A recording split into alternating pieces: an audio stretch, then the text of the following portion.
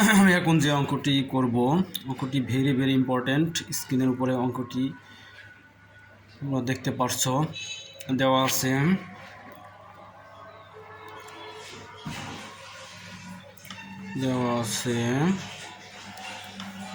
s equal to sign theta plus cos theta,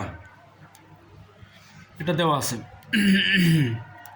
এখন আমাদের এখানে আরেকটি রাশি দেওয়া আছে s ইকুয়াল টু √2। এখন এখানে এস এর যে মান দেওয়া আছে সেই মানটা আমরা লিখব। এস এর মান দেওয়া আছে sign theta plus cos theta সমান হলো √2, এটা দেওয়া আছে। এখন আমরা যে কাজটা করব, উভয় পক্ষে বর্গ করব। Sine theta plus cos theta whole square, এপাশে বর্গ, সাইড নোট লিখব উভয় পক্ষকে বর্গ করে।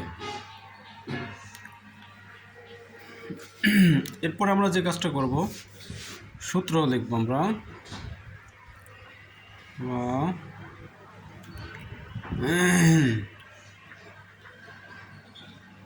তাহলে a প্লাস বি হোল স্কোয়ারের সূত্র a square plus 2ab plus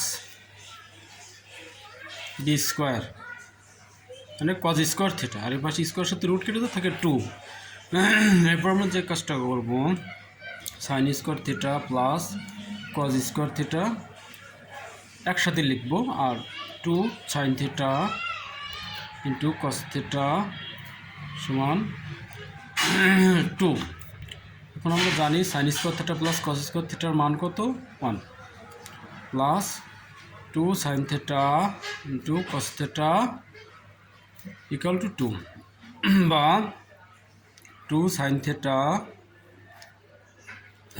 into cos theta সমান 2, আর এই পাশে 1 এই পাশে গেলে ডান পাশে গেলে মাইনাস হয়ে যাচ্ছে, বাম পাশে যেহেতু প্লাস হলো ডান পাশে যা হয়ে যাচ্ছে মাইনাস।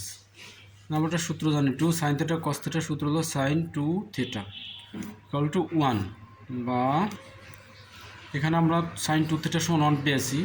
এবং সাইন কত ডিগ্রির মান 1,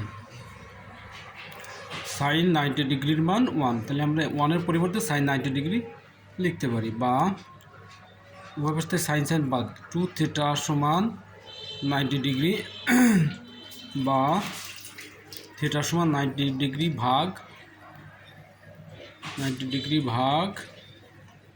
2, এটা আমি কেটে দিই 45 ডিগ্রি।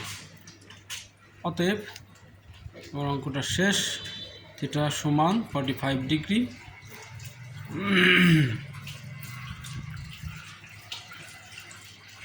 অ্যান্সার।